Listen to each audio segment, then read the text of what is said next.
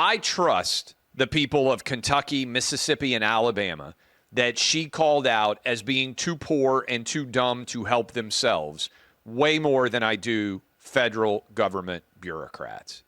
And we talk a lot about diversity, right? This is the obsession of the left. Margaret Brennan must have nobody from any of those states on her staff. Because if she did, she wouldn't be looking down her nose at the people of Kentucky, Alabama, Mississippi, saying they're incompetent and too poor to be able to take care of themselves, and they need the federal government to help be the daddy to take care of them because they're children that are too unable to take care of themselves, basically, due to their poverty and lack of abilities. Shame on Margaret Brennan. I think she's an imbecile.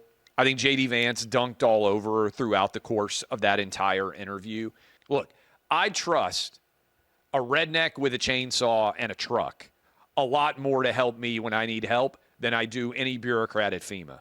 I don't know how many of you saw the video in Western North Carolina of FEMA with the cleanup crew passing one log to like 25 different people until it got into a pile.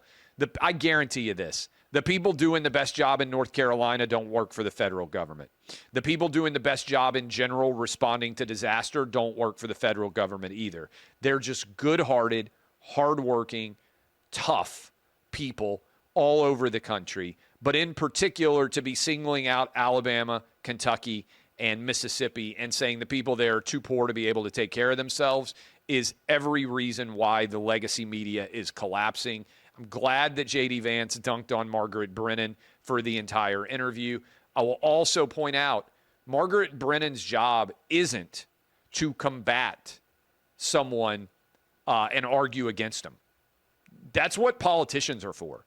Her job is to ask questions and get answers. She sees herself, though, as a Democrat operative. Unfortunately for her, J.D. Vance, whose family is from Kentucky, West Virginia, and Ohio, I believe, is a lot smarter than she is. I think he could have handled that question a little bit better and dunked on her even harder. But shame on her, shame on her staff, shame on CBS News. The people of Kentucky, Alabama, and Mississippi are way smarter and way better than the people who work at CBS News. I'll guarantee you that.